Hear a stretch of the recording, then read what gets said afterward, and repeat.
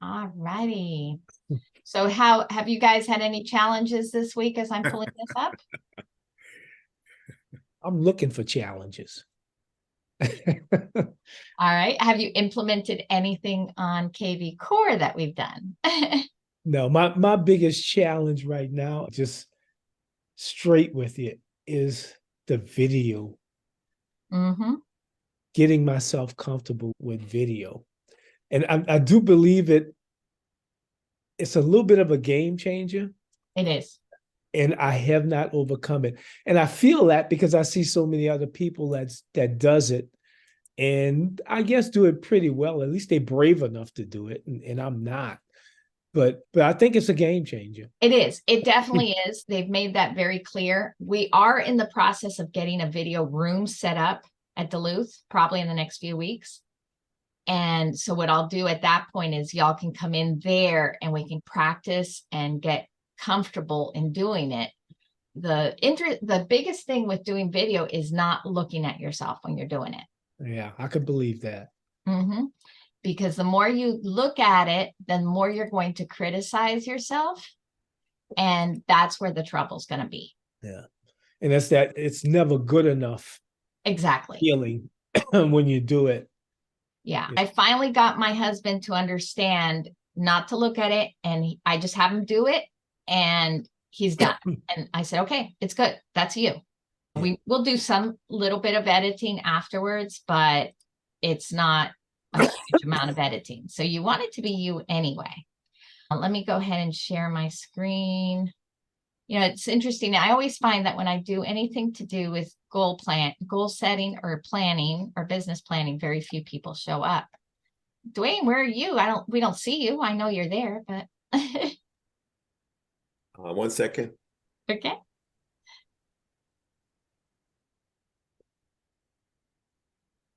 So what I'm going to talk about today is smart goal planning. And even though we've talked about it before, I'm going to go a little bit more in detail for each step. And if you implement, I see somebody with PN coming in. What is your actual name? All right. Hi, PN. With that, what we're going to do is let me close that out. We're going to, hey, Wayne, nice to see you here.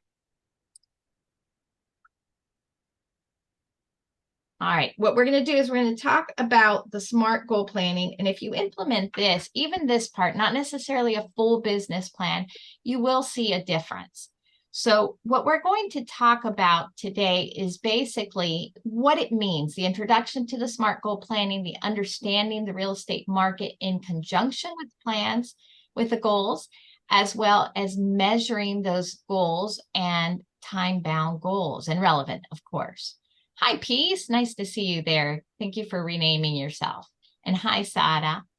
So with that, if you do just this one thing, you're going to see a difference. I promise you that. So at the end of this, I'm going to ask if you're going to make a commitment to doing that. So obviously, understanding the SMART goals is identifying and defining clear and specific objectives, identifying the who, what, and why, and as far as focusing on the actionable tasks. You don't ever want to have ambiguity or vagueness. So often, the businesses that fail, and this is real estate and anything else, are the ones that don't have a plan. And sometimes people get overwhelmed with the idea of a business plan. So like I said, even if you take just the SMART goals and do that, you can create a simple spreadsheet with what your goals are. And I'm going to talk to you about a couple different areas to look at. That's going to make a huge difference in 2024.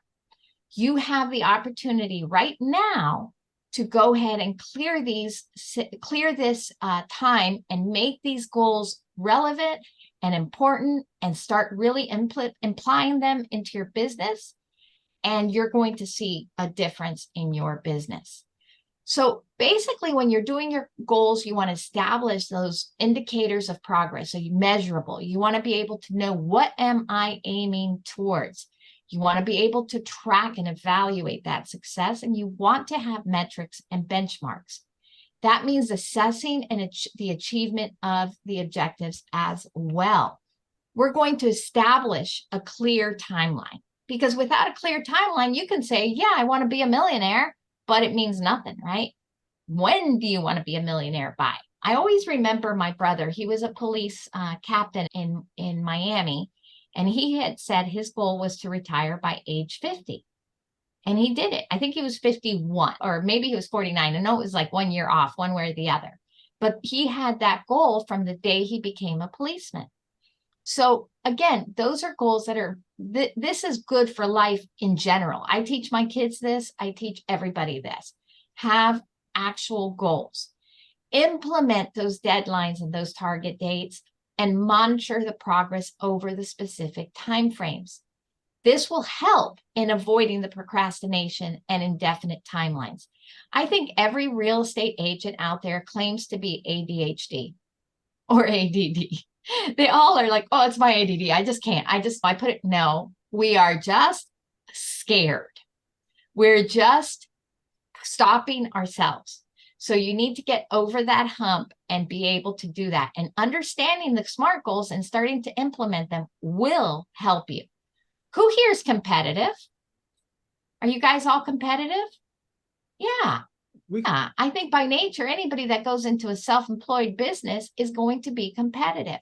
So think of it as a competition, as a race to the end, and think of it, you're racing against yourself. So you want to be able to, that's what gets me. If I create a plan, that's why I was so crazy about losing weight. I'm like, if I'm going to lose weight, I'm going to do it. My goal was I go on a cruise every year in February. And my goal was I want to be able to wear a bathing suit without being embarrassed on the cruise in February. So that was my goal. And so I was not about to miss that goal. So that's what's caused me to be able to lose the weight I've lost. And it was just having that end in mind. You want to align them with your real estate industry, as well as with your own mission statement, your vision statement. If you haven't created one, now's the time, right? Because you want to be able to know, what do I stand for? Do these goals that I want to do align with what I have in mind for my mission and vision? And you want to also make sure it aligns with the company you're with, because if for some reason, and you guys, I believe everybody here, except for Wayne maybe, is with our company, but you want to be able to align yourself with whatever company you're with, because if it's not, then you might need to reevaluate that. And as well as the significance and the importance of those objectives. You don't want to have the distractions and irrelevant pursuits. If you're just thinking, I just want to go get a car, or I just want to go get that, I don't know, season ticket for something, that might not be quite as relevant, right? So we want to keep things relevant. And let's look at the SMART goals. We're going to go right into it. They need to be specific. They need to be measurable. They need to be achievable, relevant, and time-bound. Has anyone here not ever heard the term SMART goals? Everybody's heard of them. Okay, good. How many of you guys have really ever implemented them? Probably not. Yeah, see, yeah, thank you, Myrna. Try to make part of your goal to implement your goals by the beginning of the year. Hi, Areli. Because if you are able to implement these goals, and I'm going to give you a real simple way to do it, it's going to create a huge difference in your business. I can promise you that.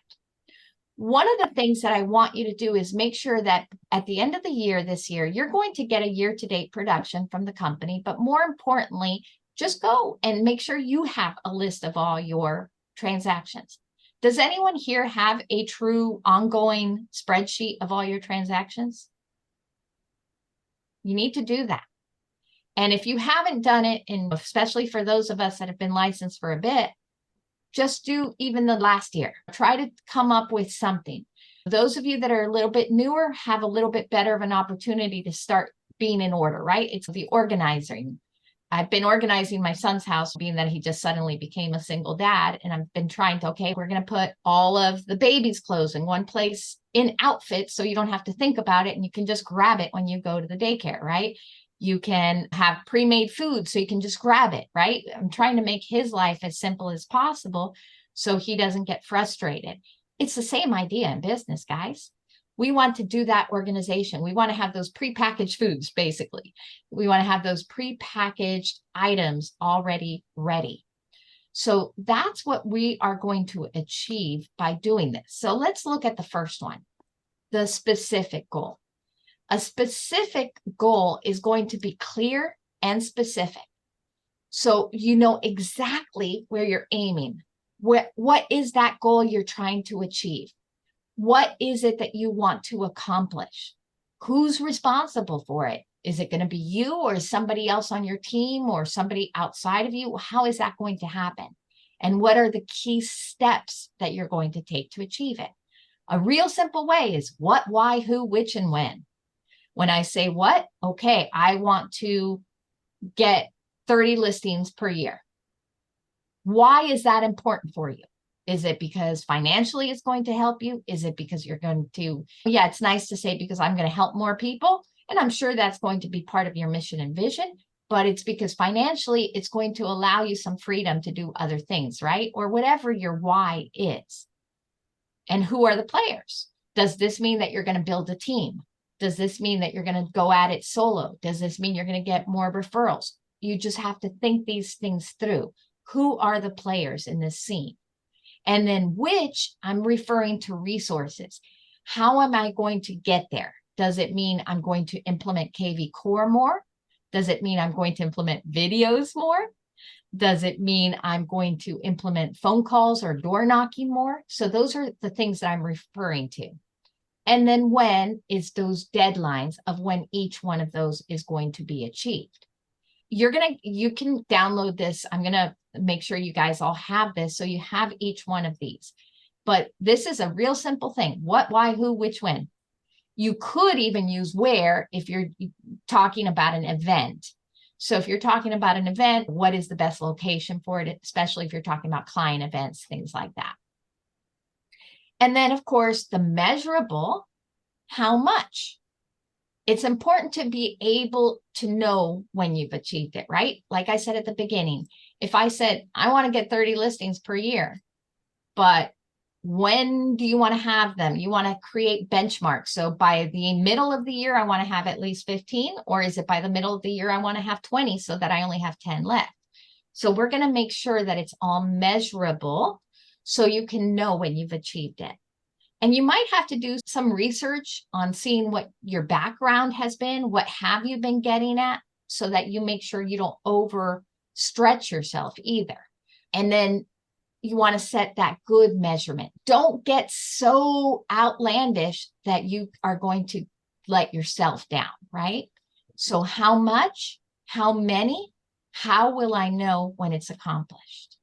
So how much could be the 30 listings, right?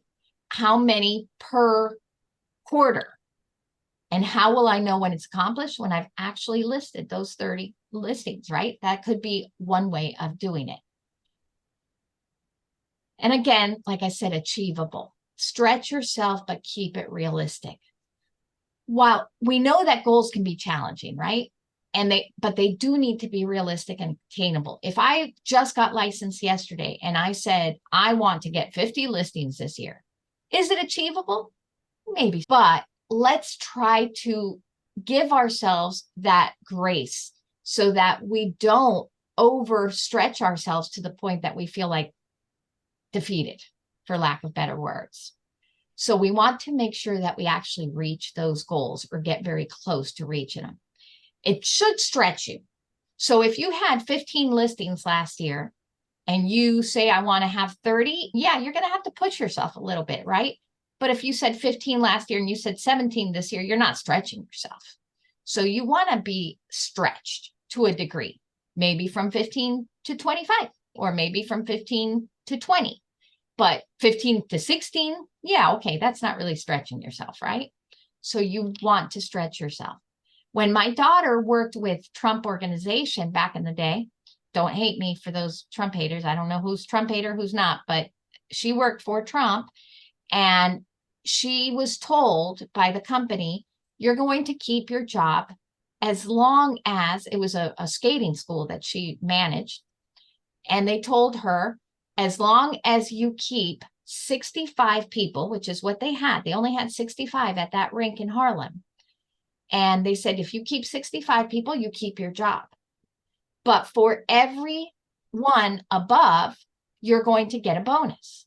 So her incentive was, let me get a bonus, right? So she went from 65 to 100 the first year, and then from 100 to 150. And by the end of 4 years, she had 480 people. That was based on goals. They would have a SMART goal session at the end of every year. So again, that is something that you want to make sure that you're doing. So keep it achievable, but stretch yourself. Make sense, guys? Hi, Natalie.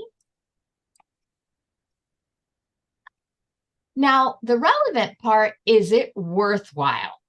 And to determine if a goal is relevant, you need to confirm that it aligns with those big goals. If your large goal is, for instance, to, I don't know, be the relocation agent that everybody knows as the relo agent, then maybe spending all your time and effort on local advertisement would not be the smartest thing, right? So you want to take that relevance of what your end goals are. Hi, Shayna. You want to take those goals and make sure that they are relevant and they align with that one goal or that top goal that you want to achieve. So does that make sense? Make sure if I have lost anyone to stop me. You want to set those target dates and those timelines, periodic milestones. We talked a little bit about this at the very beginning. So if my target date is by mid-year, I'm going to have 8 agents under me. If recruitment is a big deal for you, then I'm going to say by mid-year, I'm going to have those 8. And that by the first quarter, I'll have 4. Or basically, you're creating those benchmarks, those milestones as to how much you want to have by a certain time period. Because if we don't have target dates, if your target date is by the end of the year, I have 8 new agents, and here you are in October and you have 1, you're going to start feeling defeated. So you want to give yourself a few areas where you can benchmark. Okay, so by quarter number 1, I'm going to have 2 agents. So then at that point, you can say, okay, I have 1, I'm a little behind, but so that means next quarter I need to go for 3. All right, so you want to try to get yourself, and that can go for listings, that can go for buyers, anything. Whatever it may be, you want to put it into little small bites, right? We say don't eat the whole meal at once. Take it into little small bites and give yourself some periodic milestones. Oops, did I skip one? No. Okay, so then let's put it all together. If we're going to utilize the SMART goals, I gave you the big picture. What you also want to do is use those goals for each thing you're doing. So if it means marketing, you can use it for marketing.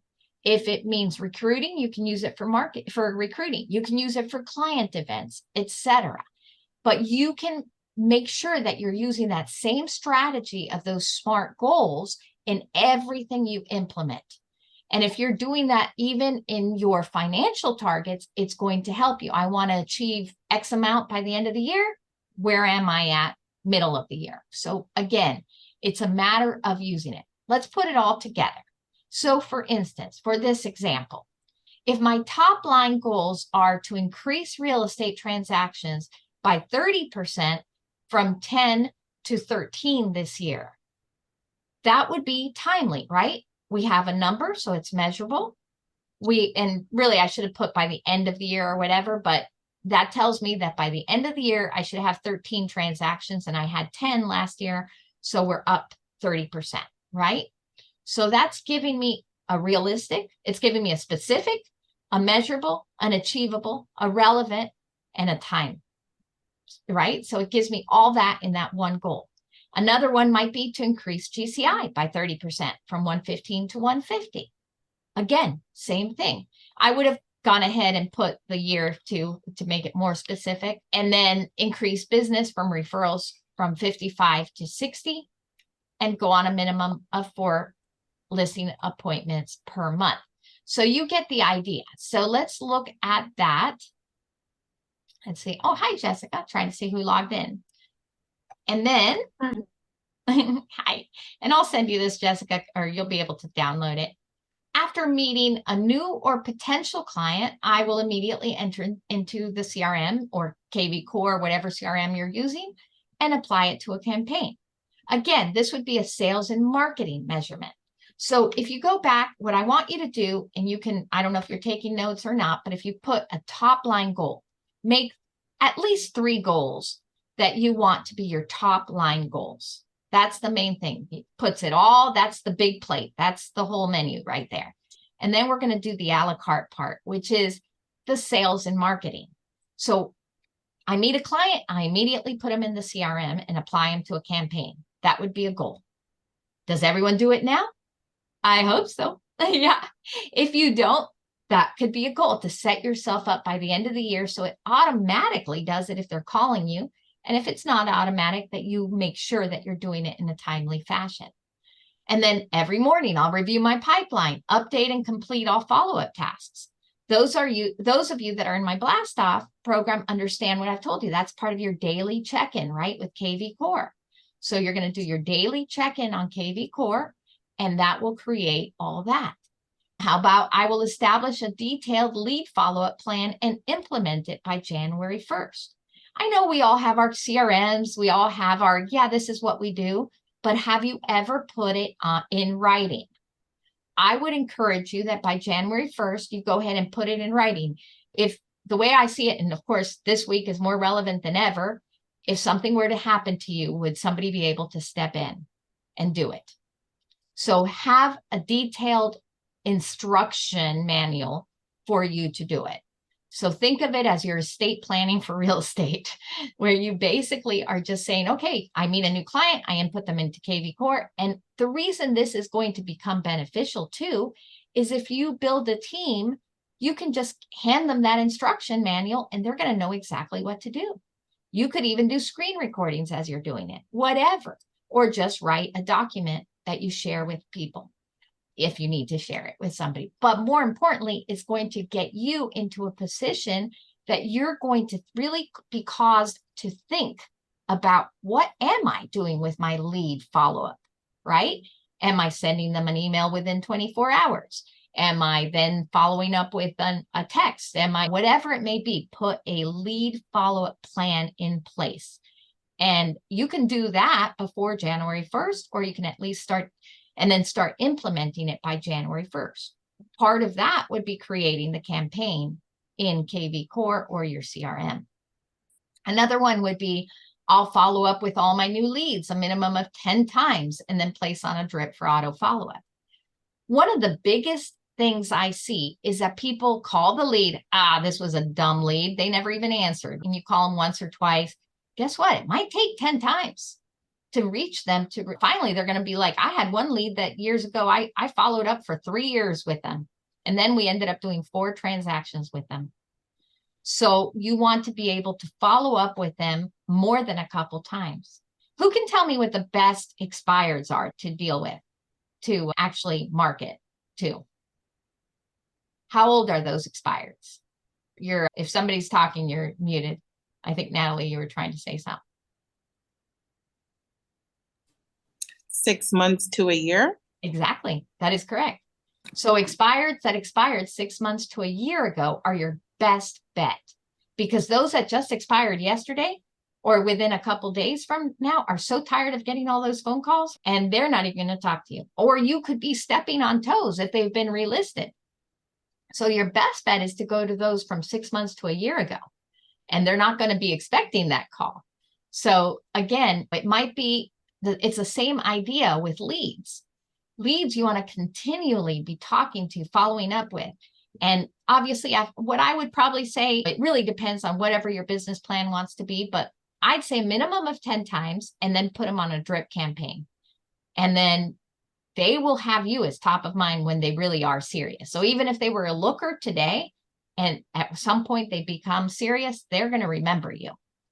Or how about I will create a task to familiarize myself daily with the market stats. I've spoken to you guys about this before. You need to be able to log into KV, FMLS or GMLS and look at your stats. You can go on realtor.com, all sorts of places, and just look at the stats and see what the stats are for your area, for your city, for your subdivision, everything, and familiarize yourself daily, because knowing those stats is going to differentiate you from others. And just spend a few minutes every morning. Make that a goal to do no later than January 1st, for instance. And then, of course, dedicating 2 hours per weekday to prospecting from my database. I have 2 hours there. I don't care if you commit to 30 minutes. Start somewhere, but put something that you're going to spend that time prospecting daily. And that's going to, again, that's probably going to be the #1 resource for you to get more people. Hi, Jay, or Jacqueline. And if you start dedicating those 2 hours per weekday, you're going to see a huge difference in your bottom line. And then I will commit to role-playing opportunity training by the end of Q1, whatever it may be. Does anybody here role play daily or weekly or monthly even? Nobody. Guess what, guys? That's coming. Next year, we're going to have a monthly. I can't remember if we did it weekly or monthly, but it's going to be in person and then one on Zoom. And we're going to have actual fun parties with the role playing, where if you come, we all sit there, do role playing, and then we do some actual calls, and we're going to have prizes and food and all that. So we're going to start that first quarter. So hope to see all of y'all doing that, because that's how you get better, right? We're no different than anybody else. That's our practice. That's our medical fellowship, right? That's our apprenticeship, whatever you want to call it, doing role playing. So you want to commit to that. But again, these are just examples. You fill in the blanks as to what you want to do, but that would all fall under sales and marketing. So again, we have the fact that you need to have a goal for, oops, let me go back a second. We want to have our top line goal. Then we have our sales and marketing. And these are just some other examples here. And then we want to have professional development. I've told you often that those of you that are always here and are going to classes and all that, you guys are the ones that are going to be the top producers. Top producers are always learning. You don't want to be running your business by ego or I know it all, nothing like that. You want to be that top producer that's always learning, and it's for the long game. We want to play the long game. Don't think that, oh, I didn't make this money this month. I failed. No, we're here for the long run, but create that yearly plan and it's going to make you a big difference. So for instance, maybe research coaching programs. Maybe you don't want to coach. Maybe you just create what Natalie and Shayna do, that they have a group of people that they brainstorm with. Whatever it may be, you want to have mentorship. You want to have people you can lean on. It could be your broker. It could be a coach, whatever. But make sure you have that in mind and write it down. Write down what your coaching or professional development people are. Who's your peeps, right? You want to know who that is, that you can pick up the phone and call and get better with. Again, in order to stay informed, I will attend at least one CE class or event per quarter. I would say per month, honestly, guys. You know, I think I have 120 CE courses myself for last year. I go to them. I teach them, but I also go to them. So you want to be constantly going to CE classes and events. You want to be doing things. I know we can all do them online and we can click through it and get our CE, but that doesn't really gain us the knowledge, right? So the more you go, the more you ask questions, the more you stay informed, the better you're going to be. It might be at attending one conference annually. And if you were going to attend one conference, I would tell you go to the GAR conference every year. That is an amazing one. That's a really good one. And then I'll obtain my broker's license or designation. For those of you that are already brokers, maybe it's a new designation. Those of you that are not brokers, it might be to obtain a broker's license. We're actually going to be having a broker's class somewhere in March at our office or online. I haven't decided if it's going to be online or in the office. But again, that's going to be something that you might aim for. Does it matter to be a broker? You know, you decide if that's something you want. I will tell you the broker's test has changed as of December 1st. So it's going to be a little bit different. It's definitely going to, it's more weighted and it's different. That's all I can tell you for now. But I will read 4 books this year to further my knowledge. Reading is huge. Those of you that don't like to read a lot or don't have the time, like myself, I love to read, but I don't have the time. I love Blinkist. Have you all used Blinkist? You can go on there and just, it's basically the Cliff Notes. And it gives you a summary of the book and it talks about all the important points. And so I love doing that and tells me, and it gives me a new blink every day. So that's what I like. I will set SMART goals for the new year by December 30th. That should be something you want to really say, really by, I'd say September, but I put December 30th just because of the month we're in now. But try to aim for next year to have them done by August or September, October at the latest. You want to have your goals set. And then, for instance, this is another area. We talked about professional development. Now, referrals. Referrals is something that is really not seen a lot, not talked about a lot. And if you use referrals as a portion of your business, you might be surprised. And it says, I will follow up with all my clients to ask for an online review within 15 days of closing. I will contact past clients at least 6 times. I'll create a partnership with a local nonprofit. So I'm going to take each one of these real quickly. I use the referrals from your present clients, but you might also make a referral section with out of state. I'm going to call at least one out of state client, agent every week, every day, and get another contact from another place and start getting out of state business. I actually have a course that just got declined by Greg because they feel it's too much for business development, so they didn't approve it. But I'm still going to teach it at some point. It just won't be for CE, but it's all about across state lines and getting that business coming in from other agents.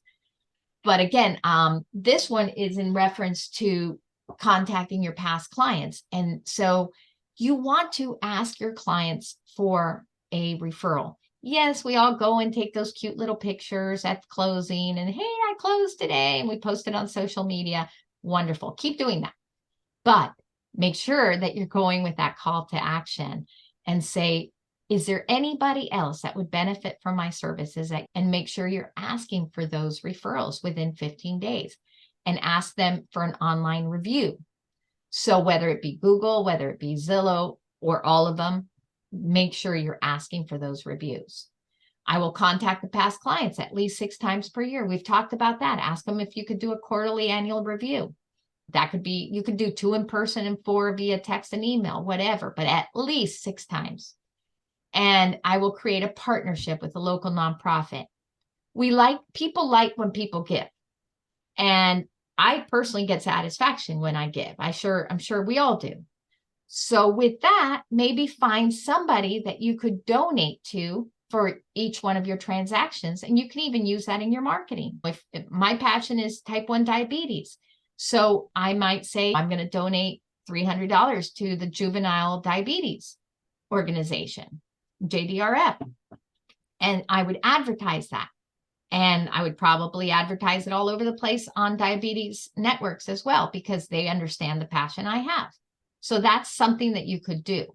Another option that I've also done is I've asked the seller who their passion is, and I've donated from my commission to that organization. So instead I would say, hey, Myrna, who do you have a passion who would you like to benefit? And whoever you would tell me, that's who I would donate it to. So I would advertise in my advertisements and my marketing, a $300 donation to the charity of your choice. So those are different ideas. But again, these are all, you're going to put in what you want. These are just examples. And then I will host one networking in person or online meeting per month in order to grow my referral network. And again, when we're talking referrals here, we're talking clients, not agents. So another way to do this is, you have a question? The thing I would do here is invite all my past clients to a seller homeowner or seller's homeowner seminar or a first-time home buyer seminar, and have them invite people, and obviously have food and just invite them and it becomes a networking event. Or you could do networking events with companies, different businesses, roofers and contractors, create your own networking event. So those are all different things that you could do. Again, these are just ideas, but different ways to build your business. Recruiting is another section in your business plan or your SMART goals that I would encourage you to do. And that would be like, I will dedicate 1 hour every week to recruit outreach and call and email to grow my team. Now, when I say grow your team and you have no business and you're like, I have no team, how can I build a team? You still can build a partnership if you have 0 business, guys. You don't there. And I have another class that was also declined because it was for business development, but it's how to build a team. And the way I would suggest is the old school way was, I'm going to give you leads and you're going to get X amount for my commission. No, the way I like to build a team is give them a higher commission break, let them use their name, just basically building a partnership.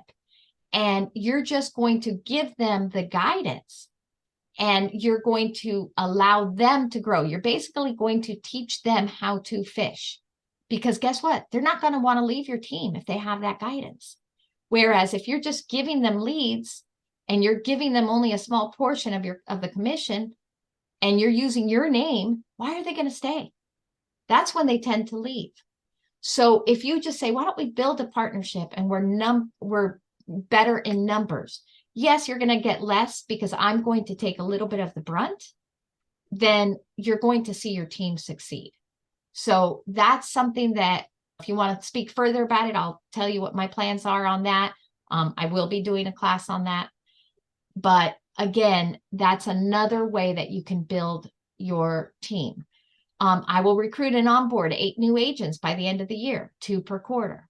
Again, you want to be able to have the milestones, the small milestones. So 2 per quarter is what I'm aiming for. I'm not going for that full 8 right now. I'm not going to get myself freaked out saying, oh my gosh, I only have 1, but I'm going to say I need 2 by the end of the first quarter. And that way I can start building that. All right. So that's one way. I will tell you one of the things that my husband's doing to build his team is he pays for their pre-licensing and then they pay him back at the end. I will say he's got a little bit of an edge because I teach pre-licensing, but with that, that's how he's doing it. So that's something you can do. You can do it on a company level. I know Shayna and Natalie, you have your own brokerages. I will pay for your pre-licensing. You're just going to pay me back after a certain time. And that's how you can build that team. But they have to agree that they stay on your team for a certain amount of time. So that's how that can be. Again, get creative. Think outside the box. Volunteer for at least 15 hours this year. This is the other one, personal. Volunteer for at least 15 hours this year with an organization of my choice. Who here likes to volunteer? Raise your real hand. Everybody. Exactly. We all get joy in that, right? We get joy in giving. I know Dwayne was handing out turkeys. He handed out, what, 1,200 turkeys your church did? 1,800. 1,800. That's amazing.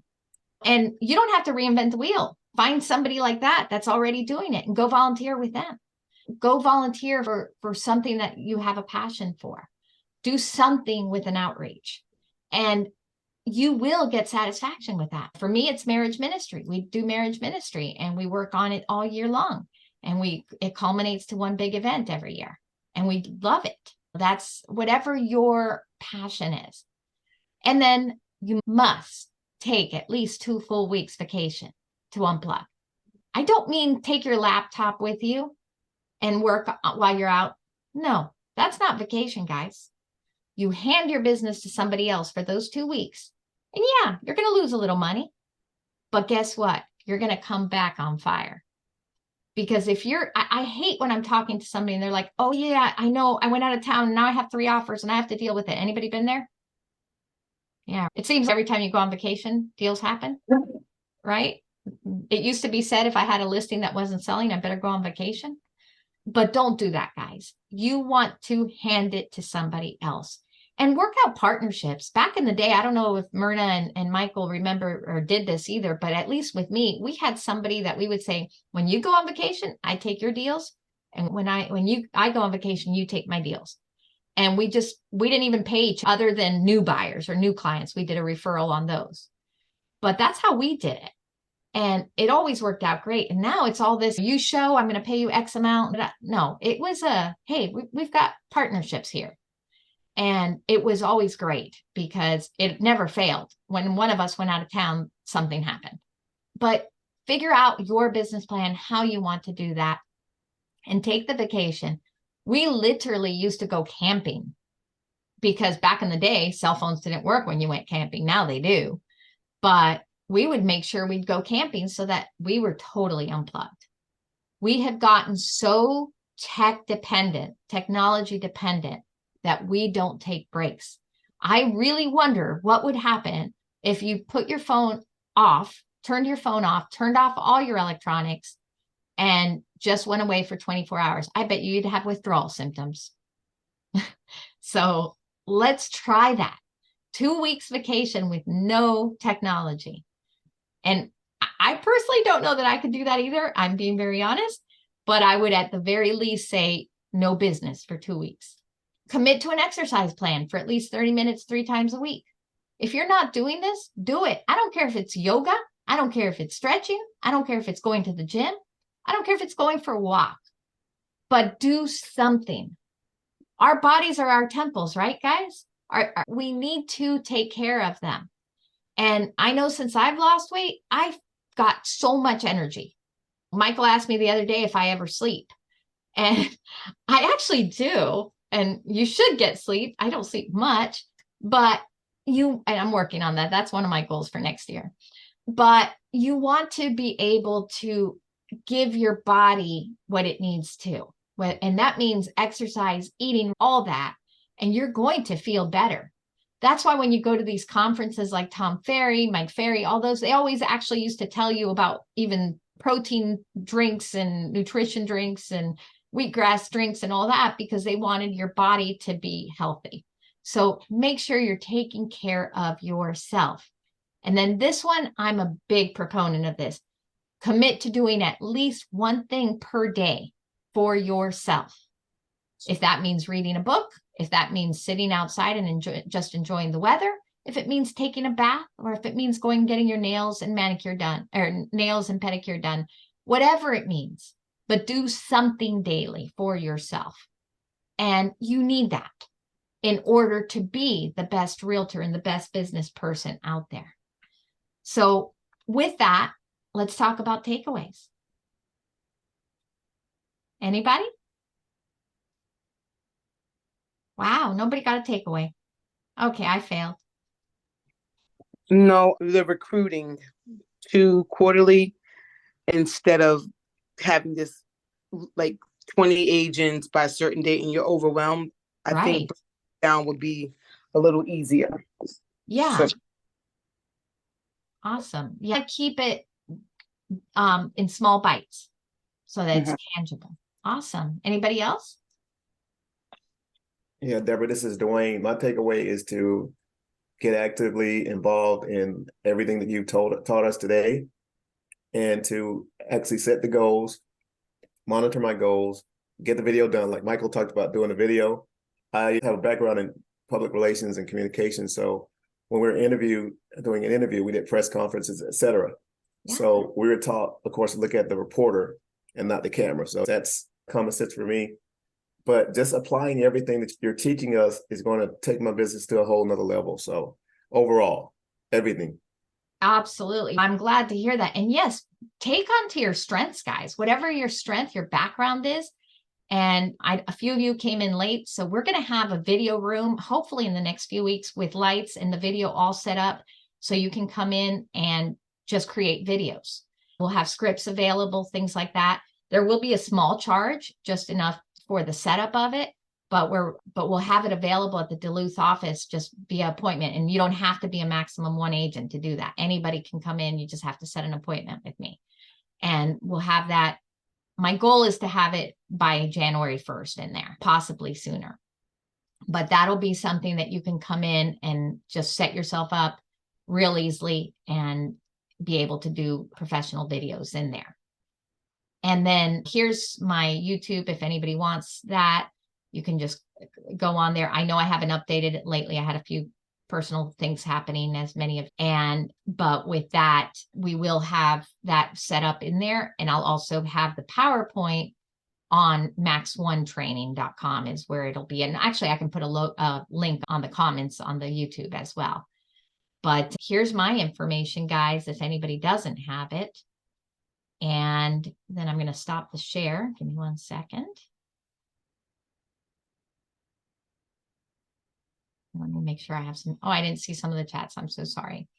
Yeah, Dwayne, I'll send you all links on that. With this being said, I also want to encourage you guys to make sure you're signing up for the 2024 contracts. There are a lot of changes. Has anyone signed up for the courses yet? For the classes? No. When is it? My first one's tomorrow. I know it's sold out real quick, but as you can always get on the waiting list or show up. Most of the time somebody doesn't show up. But my first one is tomorrow. If you go to Max One Training, let me go to it and see. That one's in person, eh? Yeah, so far I want to do the first ones in person because they are complex. Okay. So, I want you guys to have the physical forms, but we will be planning a couple other in Zoom too. But tomorrow's is in person, and then I have it in Alpharetta on the 12th. And I know I have some more, but I'll probably be adding a Zoom one soon. But there's a lot of changes. So you definitely want to know them important, big changes. I will give you, since it's all out now with the classes, I'll give you a quick one that is going to change things. Those of you that have you ever thought about asking the other agent to reduce their commission or up the commission? Yes. No longer can you. Okay. And it's going to be very clear. Let me rephrase that. It's not that you can't. It's that the way that the listing agreement is going to be set up as of 2024, based on all the lawsuits that have happened, is that now the seller will have to direct you as to whether you're going to offer a co-op or not. So it's not that you as a co-op are sharing. It's that you as the co-op may or may not be entitled to any. So it's basically going to state, yes, I direct you to share, or no, I don't direct you to share. You cannot share. So if it's 6% on the listing Don't side, talk about percentages. So if it's X amount. X amount on the listing side, the seller is now deciding if they're going to share it with the buyer's agent. Correct. Okay. And it always was, it just said what the co-op was going to get based off of the listing, but now it's specific that the seller is deciding.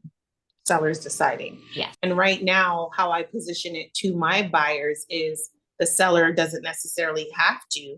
So Correct. our brokerage is X amount. And if the seller's not paying that amount, then the buyer is responsible for the difference. And we would let them know if whichever that pertains to. Correct. But that's where you can bring in your negotiation abilities and your value in stating, calling the listing agent and saying, unfortunately, this is a great house, but my buyer doesn't have the funds to pay both the commission and the closing costs and the down payment. Got it. And so that's where you can start negotiating, because that's where we're going to run into issues. Okay. So tomorrow's full. Yeah, but like I said, put yourself, I don't know how far away you live. Let me That look. one's in Duluth. Yeah, that one's in Duluth. And the other one on Tuesdays in Alpharetta. Correct. Okay. Which one's closer to you? Duluth, but if I can't get in tomorrow, I have to look at my schedule. I'll come to Yeah, Alpharetta. I would say if you get there, you'll be there. There's always people that don't show up, and you're a regular. I'll make sure you fit in. Cool beans. Thank you so much. You're welcome. What time? Tomorrow let me go there. 9:30. Okay. And we do have the Spanish. Jessica, did you sign up for the Spanish one? Is she still on? Let's see. Jessica, did you sign up for the Spanish one? All right. We have a Spanish one in the afternoon for, I know Natalie, is it Natalie or Shayna that has agents that speak Spanish? Shayna? Yeah, so just so you know. I sent them the list of classes that you're doing. Okay, yeah, because right now we still have space on the one for Spanish. Granted, the forms are in English, but I'll be able to explain it to them in Spanish. But yeah, and we're going to probably be adding a bunch more because obviously that's an important one. But yeah, definitely get to know the changes. It's huge. All right, Michael? Yeah, Deborah, I just looked just now, and Alpharetta is sold out already also. Just put yourself on. You'll get in. Yeah, all right. Put yourself on the waiting list. That's crazy. It sold out from yesterday to today then. Yeah, I look at it right now because while you were talking, I said, let me hurry up and get on. Yeah, just put you'll be in. You'll be in. Okay. We might be tight, but we'll be in. Yeah, and like I said, I'm probably going to be adding more anyway, but you know how it is. Nobody shows up. When I say nobody, people don't show up and we always have space. So Deborah, is that you on? I'm looking at the 14th of December. That's not you though, it's either me or Doug. yeah, 2024. Let's see, Carrollton.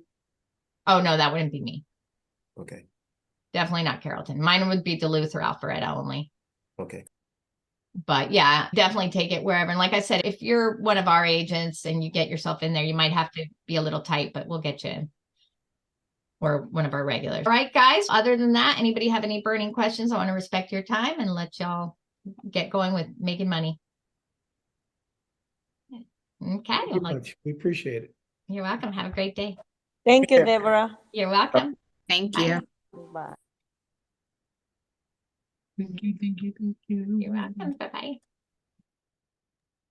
Deborah, quick question if you have a second. Oh, yeah, sure. Oh, let me Thanks. stop recording though. Hang on. Okay.